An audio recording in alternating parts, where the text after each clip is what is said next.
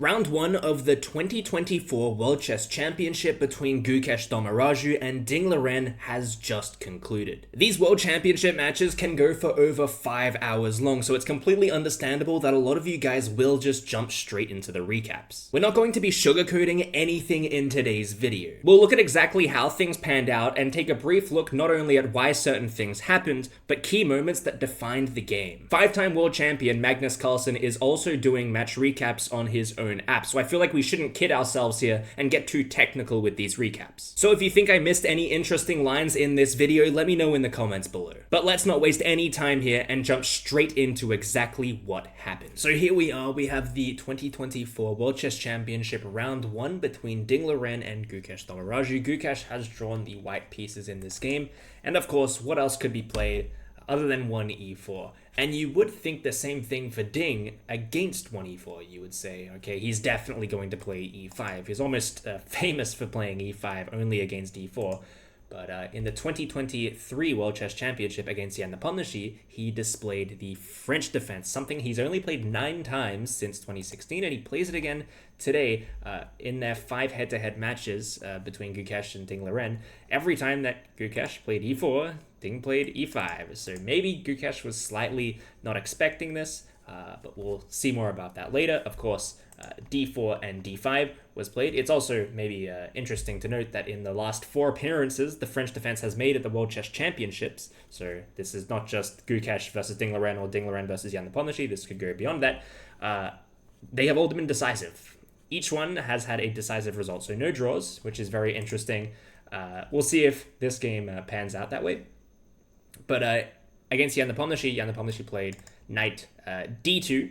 Gukesh opts for knight c3, so we're already deviating away from that game. Of course, Gukesh would be aware of that game in the 2023 World Chess Championship, but Ding Liren continues. We get knight f6 and e5, kicking the knight away, forcing it to go back to d7. This is all still theory. I'm not going to go on about all of the different lines we could have gotten. This is a recap of the World Chess Championship. This is not an opening theory video on the French defense. But we get this move f4, pretty common. Lashing out in the center, you're getting this kind of triangle. You also get it in the Benoni, where the tip of the triangle is on d4, but this is shifted over by 1. You get this in many setups. The advanced Caro-Kann is another one where you might see something like this. But we get the response of c5 from Ding, and this is all still theory. We drop back with the knight here to e2, allowing this c-pawn to kind of lift up and defend the central pawn chain. This knight can also go to f3, and all is good. In fact, knight c6 is played from Ding Liren, and we get this move c3. c3 actually invented, or maybe not invented, but popularized by Alapin. Semyon Alapin, he was a Russian master. It's what the Alapin Sicilian is named after, which a lot of you will be familiar about. I think he was born in 1853, so this is a very ancient line, a very old line. And this is where, surprisingly, Ding Liren's out of theory. I've kind of brushed off the entire opening because I don't want to drag on about it too long. Like, I know more than you guys about the French defense. I don't play this opening. But Ding's out of theory. Surprising to me, and I think surprising to the commentators that were commentating on the Chess24 channel, seems very early for a player of Ding's kind of reputation to be out of theory this early, and Gukesh is not out of theory. He eventually comes up with a very interesting approach. It's one of the top moves. Not sure if it's his preparation. I don't think this is him saying, oh, I don't know what my theory is. I got to come up with something. I don't think he's double bluffing us like that. I think he's genuinely out of theory here. He plays a5. What I think is the case is that Ding Liren wasn't especially familiar with this specific move order or this specific line, but he is still very comfortable and very familiar with the thematic ideas that you're supposed to go for black. And he was probably thinking, okay, I'm going to have to spend some time at some point kind of strategizing and figuring out exactly what I want to achieve in this position. I may as well do it now before I've made any kind of commitments. So he spends 25 minutes on the move a5. And Gukesh kind of insultingly just straight away plays knight f3. He didn't really, it was like 10 seconds. Genuinely, Ding like wrote down the move and knight f3 is suddenly on the board. Ding Liren spent a couple more minutes on the move a4. This was always the idea of a5. You might even push for a3 at some stage. essentially you just want to take as much space as you can on the queen side. This is the whole point of the French. You just want to absolutely steal white soul with your pawns on this side of the board. Also, this unlocks the move queen a5. The pawn was occupying that square before.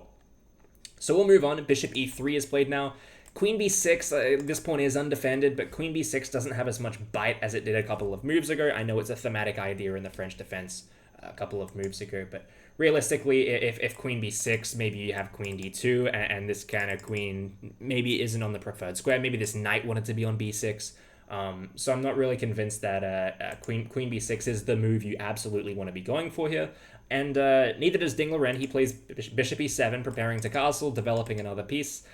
This maybe is a problem piece, this bishop, but after the knight eventually does go to b6, the bishop can get out to d7, and all is good for Ding. But here comes an absolute bombshell from Gukesh, and maybe one that Ding, in the back of his mind, was expecting, but it's the move g4. A very telling move about Gukesh's confidence in this game, absolutely just hammering down the king side, saying, oh, you want a castle? No, rethink that. Yeah, this is just an insanely aggressive move. Of course, I don't think you can play it immediately. Say castles, I don't think you want to be playing f5 here. I think this is just wrong. Yeah, because c takes d, and then if you take in this fashion, you're kind of opening up your king. If you take with, let's say, the knights, what is the continuation? Now e takes f, and this pawn is hanging in the center, so you don't really want to go for that move order. But maybe you do want to go for g5 and then h4 and kind of keep going down this side of the board. And Ding knows he's on a tightrope here. He knows that if he castles, which is the best move, by the way, but let's not trust the engine. If he does castle, he's on a tightrope for the rest of the game because he's just castled into this. Like, no sane human, especially in a World Chess Championship, wants to do that. So Ding takes another think here. He spends 14 minutes on this move, time that he really can't afford because Gukesh hasn't gone into his first big think yet. He's blitzed all of these moves out. He comes up with queen a5, a move that I really like. And let's put it on the board here. Queen a5, it's just activating the queen and allowing this knight b6 move. You're also threatening maybe a3 at some point, trying to undermine this central structure. But I really like the move. You don't really want to play knight b6 immediately because then the queen's kind of stuck on d8. And you would much prefer the queen maybe be a little bit more out in the position and kind of causing some problems with this pin as well. Now this pawn cannot recapture in the center like this. So I think it's a good move. It's not the best move in the position, but practically speaking, I think it is a good move. And we have this continuation here. Well, we have this decision for Gukesh, okay? So what I was actually thinking of in the game was maybe king f2, trying to get out of this pin, and skipping the whole castling process because, you know, you develop the bishop is kind of blocking this g file, maybe you want to attack on it, so maybe you just go king f2 immediately and say, okay, my rook's going here, I didn't need a castle, right? So you're kind of keeping the bishop there and skipping the tempo of moving the bishop instead of castling. So this is what I was thinking, but I'm not a grandmaster. I'm not sure if there's... I was thinking maybe there was some f6 here that maybe you don't really want to deal with, and then maybe your king's the one under attack. But, I mean, that's the reason that I'm not a grandmaster and these people are, because Gukesh ends up going with bishop g2 and saying, yeah, you're stupid, just castle. Which is fine. I mean, bishop g2 is a good move. Obviously, the idea is to castle. You're probably not going to play king f2 now, but you are escaping this pin and getting ready to have some sort of attack on this side of the board. So there is a continuation here. a3.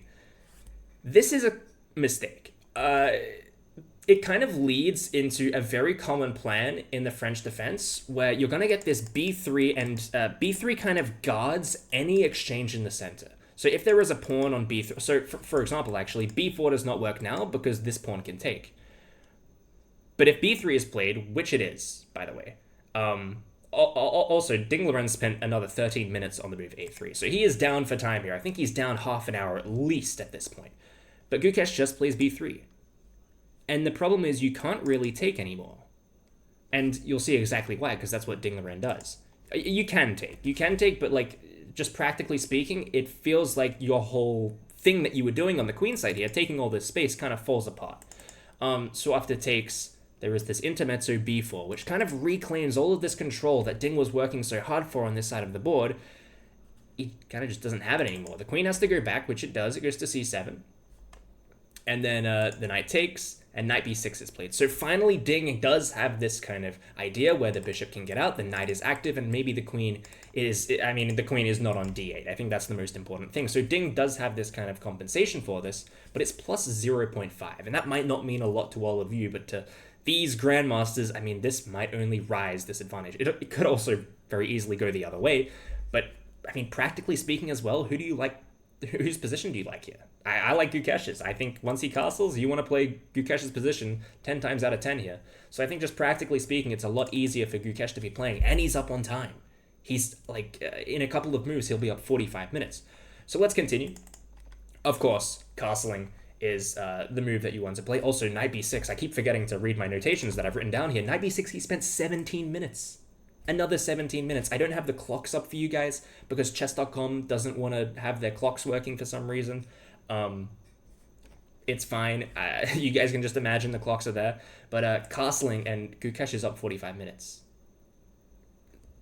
Like, he's up 45 minutes and he's slightly better. Castling, not the best move. Apparently, bishop f1 was slightly better, but castling is just completely natural. Any sane human would play castles here. Knight c4, diving into the position. There is this kind of outpost. Outpost is maybe a stretch of the definition. I mean, technically it's an outpost, but it's not looking at much. You just move the queen, and then this knight is kind of stranded in the center of the board. But the bishop is under attack, so Gukesh very calmly just brings it back, and we come to this position, essentially leaving the opening. Maybe we left it a couple of moves ago, where Gukesh just has an absolutely huge time advantage. If you've skipped to this part of the video from the chapter at the bottom of the screen, you've skipped to the right place. And if you're wondering why I've chirped up so much, it's because I'm not recording this video after the game's actually done. I don't know who wins, but I've been recording, so I did the opening, middle game, and then I'll do the end game. So I don't even know who wins yet. There's no winner. But it gets juicy. The game gets juicy. It does not get boring. So we'll continue. The move bishop d7 is quickly played by Ding. Really, this is a big problem that any French defense player will kind of resonate with. This bishop kind of just always sucks. Like, because you've kind of locked it in with this pawn structure, the bishop's kind of always outside of the pawn chain where maybe you would love to have been able to trade it off for something. What's good about the position for black right now is that this light square bishop also isn't doing a whole lot. But yeah, this bishop is just always going to be a little bit bad, but it is developed by Ding here. And I cannot explain the next move. Because the next move, well, I can't explain it. It's the best move. It's queen e2. And I'm going to give you guys 5 seconds to guess how long it took Gukesh to find this move. Like, I genuinely don't think you'll ever find it. Or ever guess how long it took him. It took him 33 minutes. He had a 45-minute time advantage, and this is where he chose to spend the time. It's incredible. I mean, that completely forgives Ding's poor time usage throughout the entire game leading up to this. Like, completely forgives it in a position that I didn't think was crazy critical. Queen e2 just... of course, when a move like queen e2 is played after a long think, you would assume that white has a really good understanding of the position now, and that the moves following will be easy. But I feel like it's just a severe misuse of his time. The time advantage is completely gone here, and Ding immediately snaps off the knight. And you've got 3 choices here. I mean, 2 of the choices are good. One of the choices are bad. You really shouldn't be taking with this pawn. You're just blocking out everything. You're leaving a pawn here. You just blundered the game immediately. You should either take with the knight or the bishop. I can't exactly tell you why they are different. They're different by like 0.2. So he takes with the knight. Apparently it's wrong. Gukesh was supposed to take with the bishop. I don't really get it. I'm going to say that it just doesn't matter because I feel like 0.2 in a position like this probably doesn't matter too much, but knight takes d4 is completely logical. There is this backwards pawn here that maybe Gukesh needs to be a little bit worried about, and the next couple of moves kind of revolve around this backwards pawn. It should also be noted, this 22 moves until extra time. So both players have around, I want to say 35 minutes at this point. Of course, Gukesh has a little bit more, but there's still a long time until you get extra time. And when you do get that extra time, I think it's only 30 minutes. I think it's it used to be an hour in 2023 with Dingler versus Jan Nepomniachtchi, but they've lowered it now. There's been a lot of controversy around, oh, these games have too much time. Nobody wants to watch a 7-hour game. So there's less time now. But after Knight takes, Knight B2 is played, so I apologize, Dingler. I didn't mean to insult this outpost. I'm sure it's got a good personality. He plays Knight B2. I mean, it doesn't attack anything, but there is a clear idea now, which kind of makes it make sense. It's not the fact that we're outposting our knights. It is a good knight. Like, right now it's not attacking anything, sure, but it is just controlling some good space. It's also anchored down into the position. It also really makes sure that nothing gets a hold of this a3 pawn, which is very, very extended. But now we're attacking the pawn, the backwards pawn that we were talking about. Of course, we want to make sure that c4 is never playable from white, but straight away they need to, or Gukesh needs to deal with this problem. The pawn is under attack, so he comes up with queen e3 pretty quickly. And then the next couple moves are kind of just blitzed out. Rook c8, attacking the pawn. Bishop e1 is the best defense, but rook ac1 is played. It's an inaccuracy. Now, usually in these games, an inaccuracy is not that bad. I mean, g4 at the start of the game was an inaccuracy, but we're here now, right? The reason that it's not so bad is because, first of all, if you make it an inaccuracy, your opponent has to follow up with the best move. And then for it to really sting at this level, you need to make another one, and another one. And your opponent needs to keep following up with the best moves. So rook c1 on its own is not a bad move. It's not a bad move. I mean, it's logical, defends the pawn. But I don't know if Dingler went backstage and drank some magical juice or something, but he just he's not even thinking. Maybe he should do this more often. He plays queen c4, it's the best move. And suddenly, black's slightly better. Black is negative 0.4, and that doesn't matter. It usually wouldn't matter. But the inaccuracies keep coming. f5 is played. It's an inaccuracy. It's not right. You needed to play rook fe1, preparing the move here, because after takes, now you're threatening maybe e6, a little bit more, right? So you needed to play rook fe1, but he plays f5 straight away. And you might be thinking, okay, the engine thinks it's negative 0.8, but this is still, Ding has to find it, and not only does Ding have to find it, Gukesh, has to maybe make another mistake. But queen d3. It's the best move again. Dingler hasn't spent any time here. He's not spending any time. He spent 25 minutes on a5 all the way back in the opening, but now we're in the middle game. He's just playing immediately. He's playing all the best moves. And Gukesh should have played queen f4 here, staying on this diagonal and keeping it at bay. But he doesn't. He plays queen e1, and he opens a door for one of Dingler pieces to get into the game. And the door is the diagonal. There's only one move here, and it's negative 2 if Dingler finds it. And we'll go through why it's so good later on. But he finds it immediately. He doesn't even think. He thinks for maybe a couple of minutes. He finds bishop g5 immediately. He senses it. And the only move here is rook c3. Apparently you can go knight b3 as well and just accept that you're going to be the exchange down. But rook c2 feels like the only move. And you might be wondering, okay, the obvious move, it's bishop a4. Bishop a4 is actually not correct. It's not the correct move. Because if you go bishop a4 now, this knight is defended. And this king is too open. You can play f takes. F takes works. And if you take this rook here, e takes f7 check. And the king is falling apart. So you cannot play bishop a4 first. You need to play castles. Because this rook is not going anywhere. Okay, maybe I was being a little bit dramatic. Castling is not the only move. Dingler finds the move rook c4, and there is a new idea on the board. The idea is to take this knight, because the knight is the defender of the rook. And if you can take the knight and then take the rook, you're just going to be up a piece, right? And Gukesh, of course, immediately wants to counter this. He comes with danger levels with h4. Ding Liren immediately plays bishop f4, getting out of danger, and now he's still met with this problem where Ding Liren is still threatening to take this piece here. So Gukesh plays the top engine move, which is queen b1. Now this rook is adequately defended, so after takes, you cannot take this rook anymore. It's not hanging. But there is something else hanging in the position, and it's why Ding Liren is better, and it's the pawn. Ding Liren is just winning a pawn. So now he's got some material advantage in this game. He's just won a pawn. He trades off the rook, the queen takes, and we get to this position. But now there's a problem. And the problem is that Gukesh finds f takes e6. And this is maybe the only time that we're going to get technical in this video, right?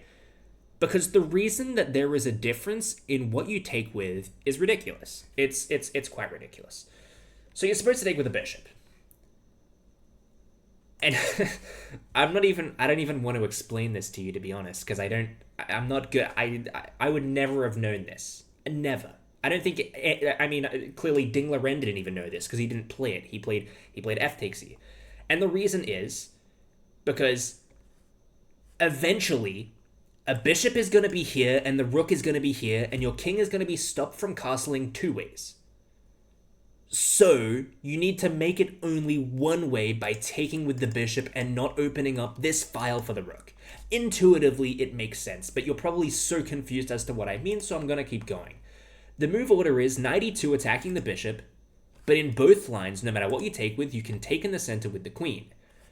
But now, there is knight takes and queen takes. Okay, we see the point. There's a bishop and this rook. In this line, bishop c5 can be played, but then after queen takes g4 and rook f3, there is this move b6. Trying to castle, because as soon as Ding Liren castles, he wins. We can understand that. He's just up +3 right now. Of course, he'll lose the pawn, but once his king is castled, the game is won. If you play d6, for example, bishop d6, for example, there's this check that you can throw in. You can throw in queen d4 check, and after the king goes to h2, you can go here, and suddenly this bishop has to get out of here, right? So that would be the ideal line, but you would forgive Ding Liren for not seeing that, and he played f takes. Right, he played f takes in this position, and it's an inaccuracy. It's still winning, but it's very tough. It's a lot tougher to play, because there is this specific line where you go down the same thing with knight e2, you take in the center, knight takes, queen takes, bishop c5, and now you see the problem. Now after we take like we did before, after rook f3, b6 is not as good. Right? Do we see why? I mean, it's pretty obvious why. It's because you sack the queen. You just sack the queen. Because the rook's open. And it's threatening checkmate. So it's kind of a little bit embarrassing that Ding Liren missed that. I probably would have seen that. But yeah, that's why there's a difference, in case you didn't notice. Anyways, Ding Liren played f takes e6. I feel like it's understandable that he didn't see exactly that line, but we'll move on from f takes e6. And the craziest part is, this all happened. After f takes, there was knight e2, queen takes, knight takes, queen takes, but not bishop c5. Although this queen takes h7 idea is impossibly difficult to see, I still feel like bishop c5 is just the move that you would probably think of, no? Maybe I'm wrong, maybe it's hindsight because I'm sitting here looking at an engine and they're playing at the board. I should also mention that they've got less than 10 minutes apiece here, and they're still another 10 moves away from time control. But Gukesh plays queen c2, and it's not a move that kind of works either, really, because it just, allows queen c4. Which Ding Liren finds. It allows queen c4, and now Ding Liren is -2 again. And it's not that... There's, one more thing that Ding really has to worry about, and we'll look at it in a second. So queen d2. You can castle here. That's what Ding does. But the last problem that Gukesh can really pose to Ding is this bishop d4 move and saying, okay, you've got dark square weaknesses, this bishop sucks, this knight's over here in Narnia, bro. You've got problems on these dark squares, and you might think, okay, just trade everything, right? No, because that comes with temper now, and if you go back to queen c7 or something, is there not just, is it queen g5? Yeah, queen g5, and then these dark square problems are really kind of showing themselves. So he doesn't really want to play rook takes f1, but rook takes f1 is the second best move. We've gotten to a position where Ding Liren needs to find the best move. He's only got about 5 minutes left. And if he doesn't find the best move, it's a draw. But he finds it. It's knight d3. Now, e5 is protected by the knight. You couldn't play e5 before, by the way, because of some absolutely ridiculous line. e5, bishop takes, rook takes, also bishop takes d5, but rook takes f8, king takes, and there is this incredible move, bishop c5 check, and the king is getting stranded in the center of the board. If you go here, there is this check, and all is said and done for Gukesh. But of course, Ding Liren is not going to go down without a fight, and he finds the move knight d3, preventing this bishop from getting into the game, disconnecting these two pieces as well. So Gukesh immediately needs to respond. He plays queen e3, holding on here, and realistically, we can probably skip through these last couple of moves. Rook takes f1. Now taking this bishop isn't such a big deal because there is the move e5 intermezzo. You might be wondering, okay, e5, I just take the pawn, right? And then if you take back, your knight is still pinned to the queen. But it doesn't really matter because after the bishop takes, you slide over here and check because this bishop left the defense of the king. The bishop has to go back. Bishop g3 was a little bit better, but realistically, it's all said and done here. Bishop f5 is the next move in the sequence, holding everything down. The bishop's going to come to e4 at some stage. Bishop g3 is played by Gukesh, but it's just too little too late. Bishop e4 now. You might be wondering, oh, wait, I can just take here, and then you can't take back because there's no pin anymore. Yeah, but if you take now, we take this bishop, and that doesn't work either. King h2, the idea is to play bishop h3. Very important not to play this and blind the checkmate in one. Was mentioned in the commentary, but it's just too little too late here. Ding Liren can play as slow as he likes. The reality is he's just up 2 pawns. I mean, this pawn is also hanging. I mean, this pawn is almost a queen if you get rid of this pawn. And it's just too little too late. I mean, h6, you're just preparing to take maybe, and this check is met with king h2, or king h7 now, and there's just really nothing that Gukesh can do. After bishop d6, we've reached time control as well, so there's not even the possibility of him making a stupid move in time pressure. Queen c2 check was the move that Ding Liren used to get his time control, his extra 30 minutes, and now we have king g3, and to be honest, I don't know what happened after this. I assume the game's done. No, it's not done. Okay, well, I'm gonna sit here for another half an hour, actually probably another hour until this game is actually done. It's not done, but I thought I would record my analysis of the game until this point, but I'll get back to you when we have a winner. Okay, that's kind of rude of the two players. The game ended 3 moves after I stopped recording. After king g3, Ding Liren took the pawn on e2, there was a check given on e6, and then after king h8, the game ends. So Ding Liren wins the first round of the World Chess Championship with the black pieces, something I don't think anyone was really expecting, maybe except for me. I feel like I was the only one that had any faith in Ding Liren. I got a lot of comments on the video I made a couple days ago where I said that it would be a lot closer than people thought, and people said, no, you're stupid, Gukesh is going to win every game. No, it was obviously going to be a tough game. Ding Liren is not just some random grandmaster, he is the world champion after all. I did see a funny stat that this was his first win in 304 days, which maybe excuses the assumption that he wasn't going to perform well, but I mean, this is a world championship, anything can happen. Let me know what you guys thought of this analysis though. I don't usually do these. I don't think I'm very good at analyzing games, especially ones that I just happened. I didn't really get much time to properly go and have a proper look at this game. I kind of took it as it came. But let me know what you thought in the comments below. I'll do my best to reply to them. And who do you think will win round 2? Let me know in the comments, and I will see you all in tomorrow's recap.